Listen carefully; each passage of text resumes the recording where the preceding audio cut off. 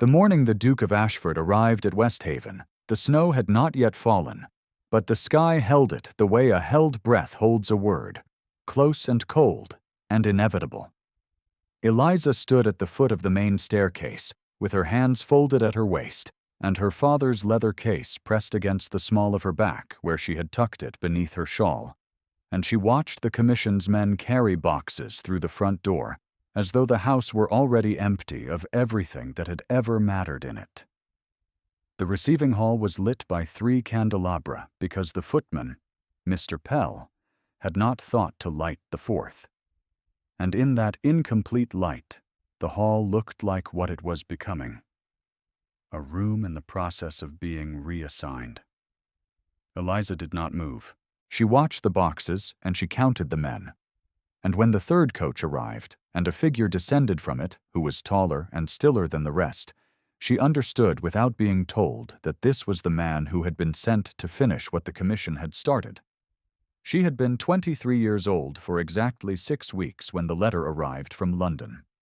The estate of Westhaven, the letter said, being under dispute following the death of Dr. Aldous Vane and the absence of a male heir to the entailed portion of the property, would be assessed by a Crown-appointed commissioner, the Duke of Ashford, who would determine the legitimacy of the remaining claim and advise on the disposition of the £4,000 annual income attached to the estate.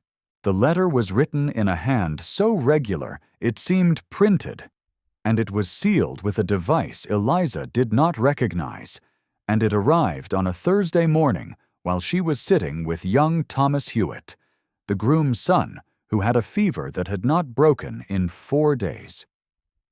She set the letter on the table beside Thomas's cot. She finished reading it when he fell asleep. Her father had been a physician for 31 years in Wiltshire, and the last 4 of those years had been lived under a shadow that the county had decided, collectively and without much trouble, to call disgrace.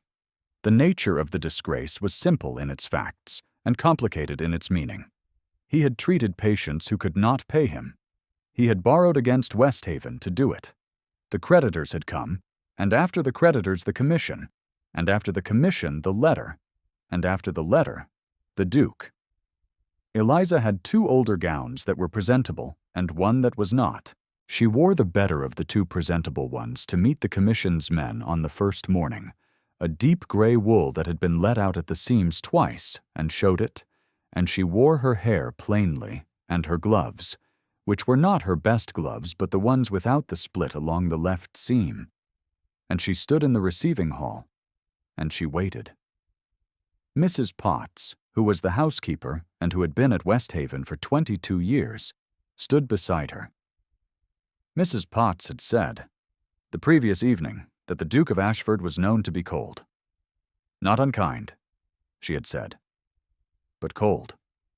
A man who had closed himself after his wife died 3 years ago, and had not opened since. He will not see you, Mrs. Potts had said, meaning it not cruelly but practically. Men like that look at a situation, and they see the situation. They do not see the person standing inside it. Eliza had said nothing to this. She had learned, in the years since her father's name had become a warning in polite conversation, that the correct response to a prediction of invisibility was not argument. It was endurance.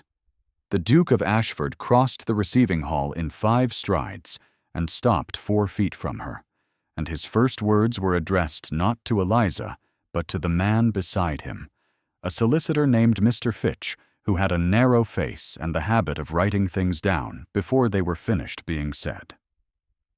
The inventory of the disputed rooms, the Duke said, beginning with the east wing. Have it completed before we sit for the afternoon report.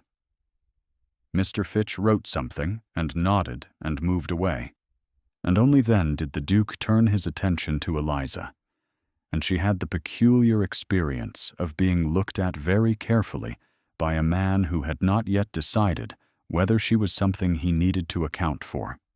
He was 31 or 32, she judged. His jaw was level, and his eyes were gray, and his face had the quality of a surface that had been taught to give nothing away. His coat was dark, and his cravat was immaculate, and his hands, which he had not gloved for the indoors, were the hands of a man who was accustomed to holding things and setting them aside. "Miss Vane," he said. "Your Grace," she said. He looked at her for 2 full seconds without speaking, and in that interval something shifted in his expression, some small adjustment in the set of his mouth that she could not read and did not try to. Then he said, "I will require a working room.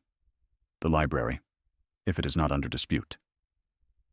"The library is not under dispute," she said. "I will have it prepared." He nodded once and turned away, and she was left standing at the foot of the staircase with the 3 inadequate candelabra burning behind her, and Mrs. Potts's hand a warm and careful weight at her elbow. "Well," Mrs. Potts said quietly, "he saw you." Eliza did not say that being seen and being recognized were different things. She already knew it.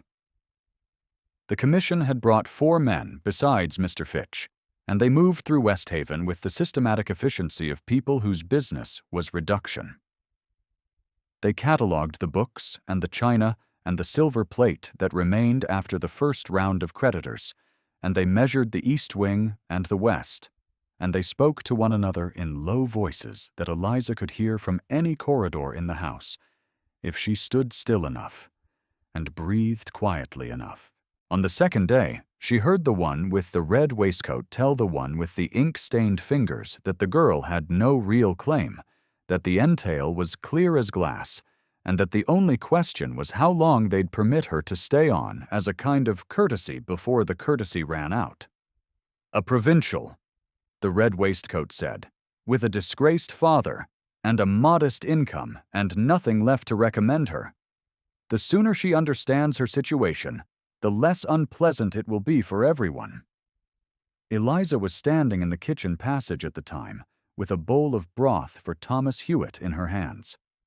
She stood there for a moment after the voices passed, and she let the words settle into the place where she had learned to deposit such things, which was somewhere below her breastbone and above her stomach, a small, cold place that had accumulated a considerable weight over the past 4 years.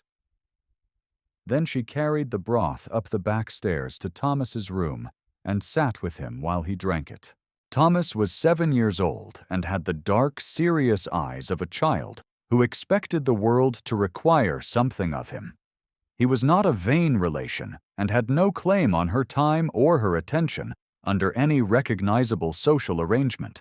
He was simply a child who was ill, in a household whose adults had too much else to manage.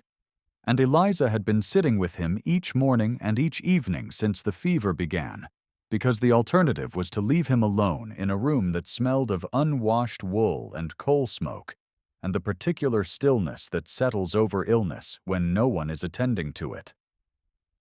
She was reading to him from a small volume of natural philosophy that she had found in the library, the chapter concerning the migration of birds, when she became aware that the door behind her was not entirely closed. She did not turn immediately. She finished the paragraph about the Arctic tern, which traveled from the top of the world to the bottom and back again each year, covering more distance than any other creature alive, and she heard Thomas say that sounded very tiring, and she said she thought the tern probably did not experience it as tiring in the way they would, because the distance was simply what the tern was built to cross. Thomas considered this and said he would not like to be a tern. She said she thought that was a sound conclusion. When she finally turned, the door was closed, but the latch had not caught, and through the narrow gap she could see the edge of a dark coat, very still in the corridor. She did not call out. She smoothed Thomas's blanket and collected the empty bowl and set the book on the table where he could reach it when he woke from the sleep that was already drawing him down, and she rose and went to the door and opened it. The corridor was empty. She stood in the doorway for a moment, holding the bowl and she thought. He had been there. She did not know what he had heard, or what he had concluded, and she told herself that it did not matter. That a man sent to remove her from her house was not a man whose conclusions about her character had any bearing on her life. The thought was reasonable, and she believed most of it. The incident that changed the shape of the Duke's assessment occurred on the 4th day, in the late afternoon. When Thomas Hewitt's fever broke suddenly and rose again just as suddenly, the kind of 2-stage crisis that Eliza had seen her father manage a dozen times, and that the household's remaining servant, a girl named Nan, who was 16, and conscientious, but had no medical knowledge whatsoever, met with a kind of frozen helplessness that was neither unkindness nor incompetence, simply the stillness of someone who did not know what to do next. Eliza heard Nan's voice from the ground floor, higher than usual, and she was on the back stairs before she had finished understanding why. She came through the door of Thomas's room at a speed that was undignified and useful, and she found him shaking, the blankets half on the floor, his face the color of old candle wax, and Nan standing at the foot of the cot, with her hands pressed together and her eyes very wide. What followed was not graceful. It was the application of knowledge to a problem under pressure, the kind of work Eliza's father had taught her in the dispensary behind his study when she was 12 and 13 and 14, before the shadow descended, before the county had decided what his name meant. She pulled the blankets back and stripped away the damp ones and spoke to Thomas in a low, steady voice while she worked, because her father had always said that the voice was the first medicine, the one that told the patient's body whether to panic or to be still. She sent Nan for cold water and clean linen. She elevated Thomas's head with the folded coat she found on the chair. She pressed a cool cloth to the back of his neck and another to his wrists, and she talked to him about the Arctic tern, which was still traveling, she said, still covering its impossible distance, not tired at all. Her shawl slipped from her shoulder during this work, and the sleeve of her gray gown, which was slightly too large because it had been recut from a previous garment, slid back along her forearm. She did not notice. She was watching Thomas's color and listening to his breathing, and when the shaking began to ease and the heat at his neck moved from feverish to merely warm, she exhaled slowly through her nose in the way her father had taught her, the breath of controlled relief. It was only when she reached across for the water basin that she saw him. The Duke was standing in the doorway. He had come up the back stairs. She understood, following Nan's voice or some other disturbance, and he had been there long enough to have watched most of what she did. His face was entirely still, but he was looking at her forearm where the sleeve had fallen back, and the expression on his face was not the expression of a man registering the marks left by an accident or a mishap. It was the expression of a man who understood what he was seeing, and whom that understanding had cost something. She pulled the sleeve down. She did it without haste, because haste would have named what she was trying not to name. And she set the basin down and turned back to Thomas, who was quieter now, his breathing slower, his eyes half open. The Duke did not speak immediately. He came into the room and stood at a distance that was respectful rather than removed, and he looked at Thomas for a long moment. "The fever is breaking?" he said. "For the second time," she said. "It will need to come down slowly and stay down. Another 2 days of rest, and broth, rather than solid food until the 3rd. He was quiet. Then he said, "Miss Vane, the marks on your arm." She had expected this. She had expected it, and she had prepared for it, the way one prepares for a thing one does not want but cannot prevent, with a kind of gathered stillness that was not composure, but resembled it. "They are my father's," she said, "not his to give, but given." When the county commission reviewed his debts the first time, before the formal proceedings, there was a man who believed a creditor's displeasure should leave a visible record. She paused. He was wrong. My father went to the magistrate, and the man was censured, but the marks did not leave when he did. She kept her eyes on Thomas. My father was a good physician, she said. The £4,000 in annual income from this estate was mortgaged to pay for medicines for patients who could not pay him. He knew the cost, and he paid it. I do not think that constitutes disgrace, whatever the commission's letter calls it. The Duke said nothing for a long time. When she finally looked at him, she found that he was watching her with an attention that was different from the attention of a man conducting an assessment. It was the attention of a man who had been surprised by something he had not expected to find in a place he had expected to know entirely, and who was managing the surprise with a discipline that was costing him measurable effort. He said, "Your father's case, the small leather one you carry." She had not known he had noticed it. She had not known anyone had noticed it. "His instruments," she said, "the ones they did not take." He looked at it where it rested against the table, and something in the set of his shoulders shifted in a way she could not catalogue. Then he said, quietly, almost to himself, "I am sorry." She did not ask what he was sorry for. She was not certain he could have said. If you have been following Eliza's story, and you feel the particular ache of a woman who expects so little that a small, honest kindness lands like a blow, stay close. There is more to come, and the fullest part of it has not yet arrived. The evening after the fever broke, Eliza sat in the library with the commission's inventory papers spread before her and made herself read each item. She had always been methodical about pain. Her father had taught her that too, not by instruction, but by example. The way he had stood in the dispensary and named every instrument before he used it, so that the naming was a form of readiness.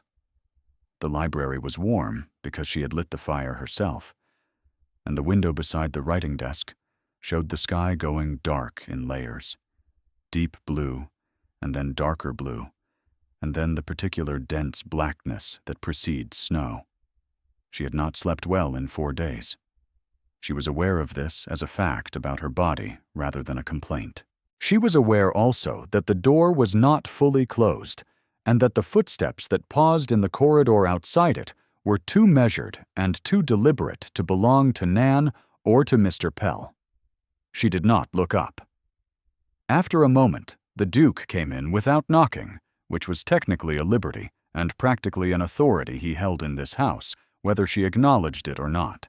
He sat down in the chair across the writing desk and set a sheaf of papers on the table between them.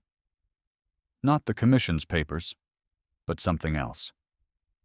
Documents with a different heading, a different seal.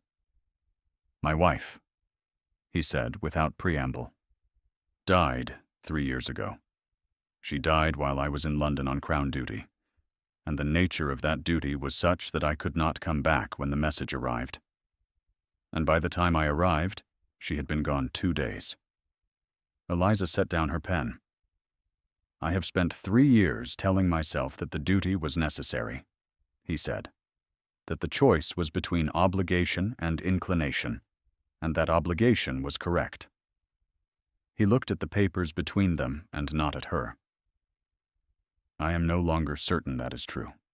I am, in fact, fairly certain it was wrong, and that I have administered that wrong to myself in a measured dose each day as a kind of discipline, because discipline was what I had available." He was quiet for a moment. "What I saw in that child's room today," he said, "was a woman who understood the difference between what the world owed her and what she owed the world, and who had made her choice without requiring anyone's permission or approval." He looked up then. "I wish to tell you that I saw it, in case no one has told you recently." The fire in the library made the only sound in the room for a long moment. Eliza said, "She was fortunate to be loved by you." He did not answer immediately. When he did, he said only, "I did not consider it in those terms at the time." She nodded, and they sat with that for a moment, two people in a warm room with snow coming, and neither of them said anything else, and it was not necessary to. What Eliza did not yet know was that the following morning would bring a carriage from London, and from it, Lady Dorothea Weston, Richard's mother, who had been the principal architect of the Commission's pressure on the Vane household from the first week of its proceedings. Dorothea arrived at 11 in the morning in a carriage that was considerably better appointed than the Commission's vehicles, accompanied by Miss Cecily Hartwell, who was 21 and very fair, and wore a traveling costume in a shade of blue that made the gray of Eliza's presentable gown look not merely plain, but apologetic. Cecily moved through the receiving hall with the ease of a woman who had been told from childhood that rooms arranged themselves for her arrival, and she looked at the receiving hall and then at Eliza, and performed a small, kind, absolutely annihilating smile. Dorothea did not smile. She had the face of a woman who had learned long ago that smiling was a tool for people who lacked sufficient authority to dispense with it. She looked at Eliza the way one looks at a problem one had expected to be already resolved.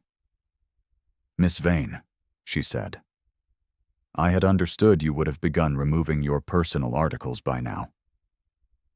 "Your Grace," Eliza said. "The Commission's order sets a date of the 21st. It is the 17th.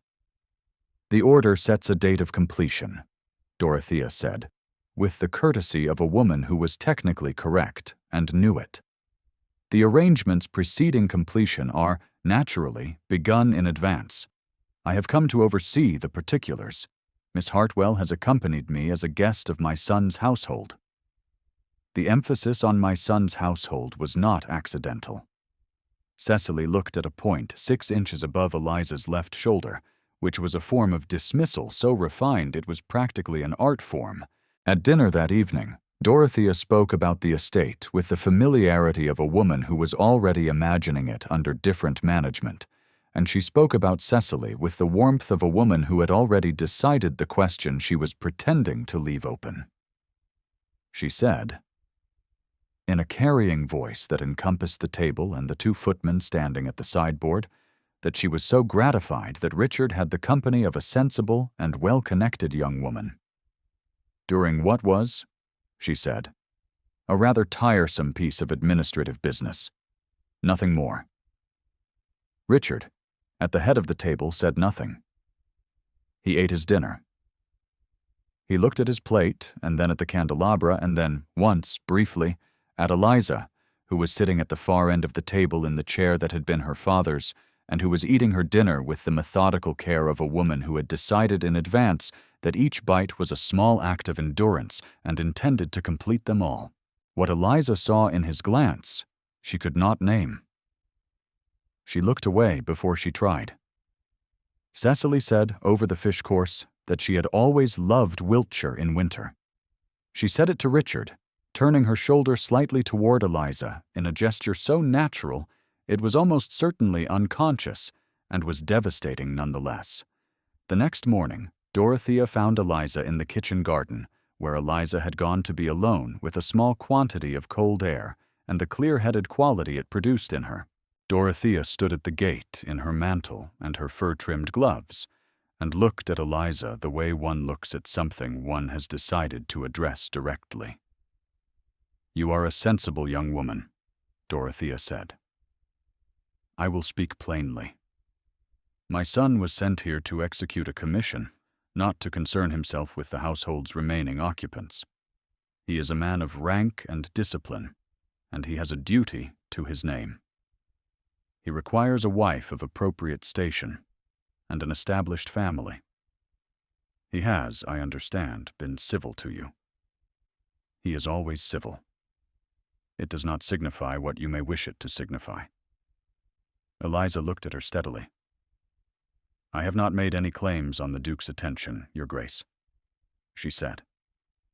"I have been civil in return, as the situation requires." "The situation," Dorothea said, "requires that you begin in earnest to understand your position. A provincial girl with a disgraced father, and no portion and no family to speak of, has no place in my son's future. I say this as a practical matter, not a personal one." The words landed exactly where they were intended to land. Eliza felt them settle into the cold place below her breastbone, the place that had received so many similar deposits that it had grown, over time, into something nearly structural. "I understand my position very clearly, Your Grace," she said, and went back inside. 3 days remained until the 21st. On the 19th, Mr. Fitch came to the library where Eliza was working and set a document on the desk and said, with a small apologetic tightening around his mouth, that she thought was the closest he came to expressed regret, that the Commission had completed its assessment, and that the formal order of vacation was to be considered in effect from the following morning. He said that the Duke had reviewed the assessment and that it was correct in all its particulars. He said that arrangements had been made for her to be received by her father's former colleague, a Dr. Marsh, in Bath, who had agreed to offer temporary accommodation. She looked at the document for a long time after Mr. Fitch had left. The Commission had found, in its careful procedural language, that the disputed estate and its £4,000 annual income could not be retained by a claimant with no male heir, an outstanding debt of obligations to multiple creditors, and no legal instrument sufficient to override the terms of the original entail. The assessment was thorough. It was probably correct by the measure of the law as it stood. It was the machinery working as it was designed to work, producing the outcome it was designed to produce, without malice, without error, without any particular awareness that there was a person standing inside it. She rose, and she went to find Richard. She found him in the east wing, standing at the window that looked out over the kitchen garden and the hedgerow and the field beyond, which was beginning to show the first real white of the approaching snow. He turned when she came in, and she saw that he had been expecting her, or something like her. The resolution of something that had been building pressure for 10 days. She said, "I want you to know that I do not blame the Commission. The law is the law, and my father understood it when he borrowed against this estate, and I have had 4 years to make my peace with what that means." She kept her hands at her sides. "I want you to know also that I will not pretend to a dignity I do not feel. I will miss this house. I will miss Thomas, who will recover without me and likely not think of me very much, which is as it should be. I will miss my father's garden." She paused. I wanted to say these things to someone who I believed would hear them correctly. I did not know, 10 days ago, that you were a man who heard things correctly. I know it now. She turned to go. He said, "Miss Vane." She stopped. He said, "Eliza." It was the first time he had used her name, and the sound of it in his voice, level and careful, and carrying something that was not the measured weight of authority, but the entirely different weight of a man who had decided something, stopped her where she stood as surely as if he had put out a hand. She turned back. He crossed the room in 4 strides, and she watched him come, and she did not think about what it meant, or what it cost, or what the Commission's document said, because none of that was what she was seeing. What she was seeing was a man who had been cold by discipline and earned grief, moving toward her with the face of a man who had decided to stop being cold. And it was the most frightening and the most steadying thing she had ever seen. He stopped 2 feet from her and said, "I am going to ask you to remain in this house, not because the Commission requires it, not because the entail permits it, Because I am going to absorb the procedural cost of overriding the Commission's assessment personally, and because my rank is sufficient to do so if I choose to apply it, and because I intend to apply it." She looked at him. "Why?" "Because your father was a good physician, and this house was his. And because the £4,000 it took to keep his patients alive is not the kind of debt that should leave a woman in the road." He held her gaze.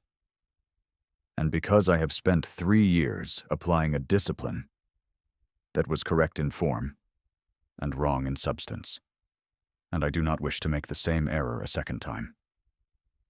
She said very quietly, "That is a great deal to risk for a provincial girl with a disgraced father." "Yes," he said. "It is."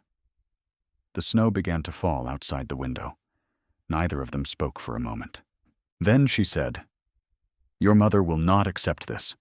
"No," he said. "She will not. Not immediately." A pause. "Will you trust me to manage my mother?" Something shifted in her chest, something that had been held in compression for a very long time. She said, "I will." He offered her his hand, and she placed hers in it, and neither of them moved for a breath, and then another, and the snow fell past the window, and the room held them both inside it. Dorothea was in the great hall when they came downstairs. She had been speaking with Cecily and with Mr. Fitch, and she had the Commission's document in her hand, and she looked up when she heard the footsteps on the stair, and her expression shifted through several registers in rapid succession, settling finally on the composed certainty of a woman who had decided in advance how this scene would proceed. "Richard," she said, "Mr. Fitch has confirmed that the vacation order takes effect in the morning. I have been discussing with Miss Hartwell the question of where she might best be installed, since it will be her home in due course, and she ought to begin to know its rooms." Richard descended the last 3 stairs and came to a stop in the center of the great hall, and the 3 candelabra that had been lit since the Commission's arrival were burning fully now. All 4 of them for the first time, because Eliza had asked Mr. Pell that morning to light them all, and the light was even and clear, and left nothing in shadow. "The vacation order is suspended," Richard said. Dorothea's chin lifted by exactly the degree that indicated controlled surprise rather than shock, because she had too much practice for shock. "You have no authority to suspend a Commission's order without a formal review. I have the authority of my rank and my personal surety against the assessed debt, which I intend to file with the Crown's office by Friday." He looked at his mother steadily. Miss Vane's father provided medical care at personal cost to patients across this county for 31 years. The outstanding debt against this estate represents that service. I am satisfying it personally. The assessment will be revised to reflect the settlement, and Miss Vane's claim to Westhaven will stand. Mr. Fitch wrote something down. Quickly, with the focused expression of a man who had not expected this particular development, and was nonetheless professionally equipped to record it. Cecily stood very still beside the window. Something in her face registered the change in the room's alignment, the shift of the axis around which the hall was organizing itself, and to her considerable credit, she met it with composure. She did not argue. She looked at Eliza once with an expression that was not cruelty and not warmth, but a kind of honest recognition, and then she looked at the window and the snow, and she accepted what the room had told her. Dorothea said, "This is not what is appropriate. This is not what is correct. She has nothing, Richard. She is a provincial woman with marks on her skin, and a disgraced father, and no family, and no portion and no position that would make her an acceptable choice for a man of your rank." The great hall was entirely silent. Richard said, "She has more than that. She has the quality I have been looking for in this house, and in every room I have walked into for 3 years.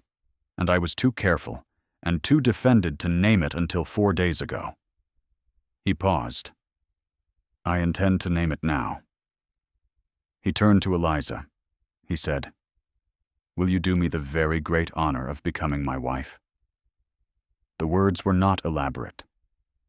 They had the weight of words spoken by a man who had decided irrevocably. And that weight was different from every other weight in the room. It settled into the cold place below her breastbone, and it was warm. She said, Yes. Dorothea's fan, which she had been holding at a measured height throughout this exchange, descended slowly to her side. The composure of her face did not break entirely. It revised itself. She looked at Eliza for a long moment. And then, in a voice that was quieter than any voice she had used in this house, and was possibly closer to her actual voice for that reason, she said, I misjudged you. I will own it. It was not a full accounting. It was what she could manage, and it was what the room required. And Eliza met it with the grace she had assembled across 23 years of preparing for exactly this kind of moment. The moment when the world's verdict revised itself, and you were expected not to gloat. Thank you, Your Grace, she said. Mr. Pell, standing at the edge of the hall, with the bearing of a man who had served this house for 16 years and was deeply relieved by the current development, permitted himself a small exhale that was not quite a sound. Mrs. Potts, who had appeared at the corridor entrance without being summoned because she had a talent for arriving at the exact moment she was needed, pressed her hands together and said nothing at all, which was more eloquent than anything she might have said. The formal documentation was prepared by Mr. Fitch over the following 2 days, the filing of Richard's personal surety against the assessed debt, the revision of the Commission's assessment, the legal confirmation of Eliza's continued claim. It was procedural work, the work of restoring what had been taken by procedural means, and it was completed with the efficiency of a man who understood the machinery he was working with and had the rank to make it move in a different direction. On the morning of the 21st, the snow that had been holding in that particular breathless sky since Richard's arrival finally fell in earnest, thick and quiet, covering the kitchen garden and the hedgerow, and the field beyond, and the long drive where the Commission's carriages had stood. Thomas Hewitt, who had been carried downstairs for the first time that morning, on the grounds that his fever was fully resolved, and the sitting room had a better view of the garden, watched the snow from the window with the focused approval of a child who has been ill long enough to find the ordinary world newly interesting. Eliza sat beside him with her father's leather case on the table next to the chair, where she had placed it that morning because she had decided it belonged in a room that was lived in, rather than carried against her back like a thing she was protecting from confiscation. Richard came in and sat in the chair on the other side of Thomas, and Thomas said, without looking away from the snow, that it was very good, wasn't it? And Richard said yes, it was very good indeed. A quiet warmth settled over the room, the kind of quiet that is not absence, but presence. The presence of something that had been cold for a long time, and had been, without fanfare or ceremony, brought back to warmth by the particular patience of a woman who had not known, when the first letter arrived and she had set it beside a sick child's cot, that endurance and hope were sometimes the same thing. Eliza looked at the snow and at the garden beneath it, at the bare winter stems of her father's rose beds, which would come back in April, which had always come back. And she felt the house settle around her the way a house settles when it knows its occupants, a particular ease in the walls and the floors, and the light coming through the windows.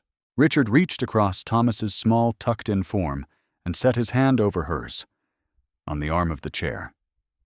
He did not speak. He did not need to. The leather case rested on the table between them, closed and present, and fully at rest. She was home. If Eliza's story moved something quiet in you, leave a word in the comments. The stories that find their way here are made for exactly the moments when you need to believe that endurance has a witness, and you are not alone in that.